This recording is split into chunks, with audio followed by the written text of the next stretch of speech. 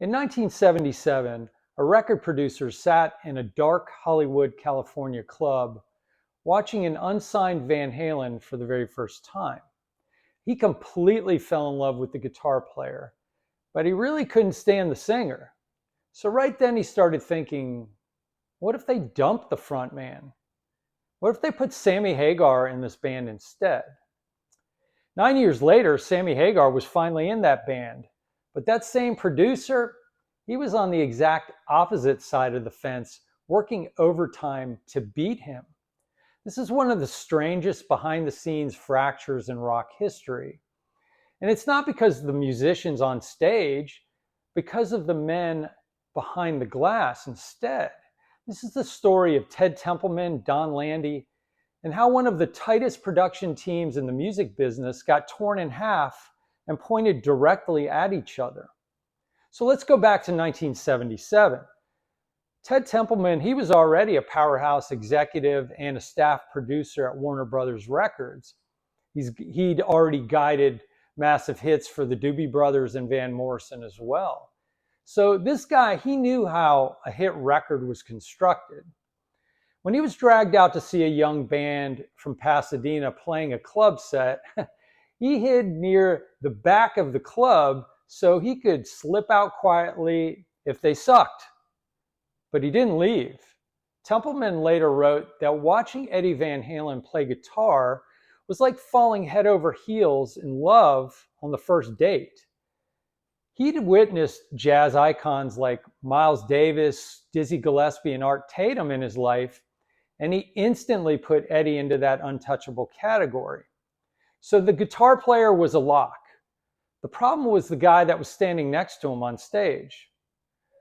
As we know, David Lee Roth, he's a visual spectacle, especially back then, but Templeman was trying to cut an album. And when they got Roth into Sunset Sound Studios to lay down their first demos, his vocal tuning threw Templeman into a panic.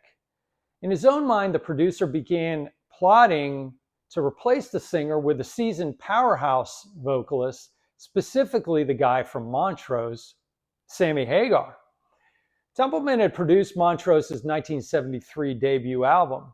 He knew exactly what Hagar could do and handle technically in the studio, and to make the idea even more logical, that exact Montrose record was practically a textbook for Eddie and Alex Van Halen.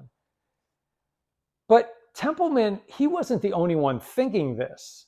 According to his own accounts, as they watched Roth struggle with his pitch through the studio glass, it was Templeman's engineer, Donn Landee, who leaned over and whispered, "Hey, we ought to get Hagar for this." Templeman actually nodded back in agreement, but ultimately that phone call was never made at that point.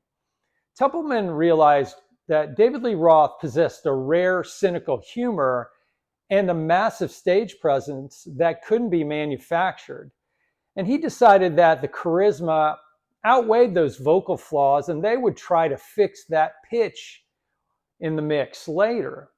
Years later, Templeman admitted that replacing Roth in 1977 would have been the biggest mistake of his career. The band needed Dave's specific swagger to break out. For the next 7 years, the Templeman-Landee partnership was operating, it was standard operating procedure for Van Halen, and they delivered the first 6 albums that were straight classics. Along the way, Donn Landee grew really close to Eddie Van Halen.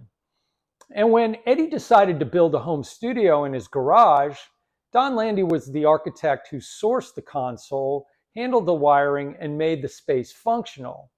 And they named it 5150. And that garage would soon become a closed ecosystem. By 1985, David Lee Roth, he was out of Van Halen. And the biggest rock band in the country was suddenly without a frontman. And shortly after, they lost their producer too.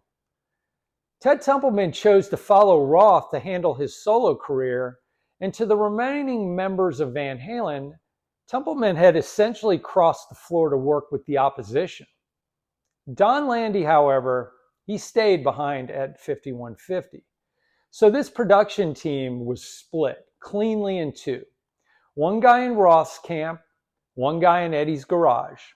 Same record label, opposing corners.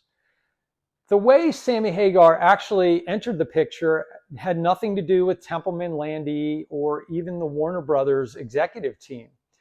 In June 1985, Eddie was at an exotic car shop on Wilshire Boulevard in Los Angeles, and his mechanic, Claudio Zampoli, who serviced fine Italian import cars for a bunch of celebrities, he pointed to a black Ferrari in the bay.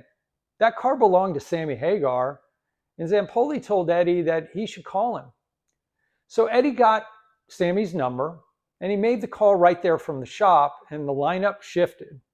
The two studio masterminds who had secretly wanted Sammy Hagar in the band back in 1977, they had absolutely nothing to do with him joining in 1985. When the 5150 album sessions began in late 1985, Donn Landee was finally stepping up from that engineer's seat to take on the co-producer role alongside the band.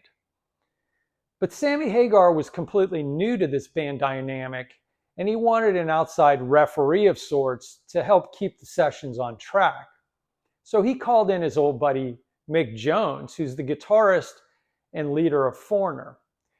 Jones walked into 5150 and immediately felt the temperature drop. Landee felt his new production authority was being hijacked by an outsider, and when Jones began taking charge of the arrangements by altering vocal levels and changing the panning of Eddie's guitar tracks, Donn Landee, he reached his breaking point. He actually locked himself inside the studio control room, and he threatened to burn those master tapes to the ground. For nearly a day, the entire future of the new Van Halen lineup hung on a literal standoff. Tracks like Why Can't This Be Love and Dreams were locked behind a door, with a man threatening to burn them to the ground. Mick Jones eventually talked him down, and the air was cleared, and the two ended up finishing the mix together as friends. But look at the irony. The very engineer who had whispered that they needed Hagar in 1977, he almost torched Hagar's Van Halen debut in 1986. Meanwhile, Ted Templeman was in New York and Berkeley, California, constructing David Lee Roth's solo counteroffensive, Eat 'Em and Smile. And he helped Dave assemble a virtuoso band featuring Steve Vai, Billy Sheehan, and Greg Bissonette, essentially creating an outfit engineered to match Van Halen's technical prowess note for note. The business side of this war was entirely funded by the exact same entity. That was Warner Brothers Records. Now, the irony is the label financed both projects, occupied the same executive offices, and they collected the profits regardless of who won that chart battle. So 5150 dropped in March of 1986, and it went straight to #1 on the Billboard 200 album chart. And that was a milestone that actually the David Lee Roth era had never reached, as the most recent album, 1984, had been blocked by the top spot by Michael Jackson's Thriller. Now, Dave, his Eat 'Em and Smile album arrived that July, peaked at #4, and went platinum. The rock press, they spent the rest of the year treating the two releases like an ultimate heavyweight match.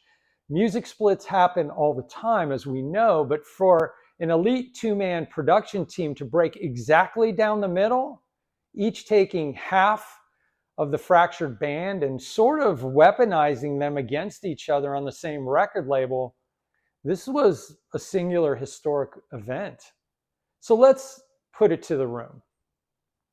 When you strip away the loyalty to either frontman and look strictly at the studio craft, the arrangement, and the actual sound, who actually turned in the superior record in 1986?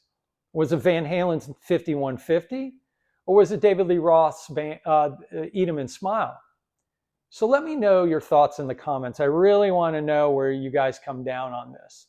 And if you enjoyed this video and you aren't already a subscriber to my channel, please hit the subscribe and like button. And please share this with someone you think that might like it, like a fellow Van Halen fan.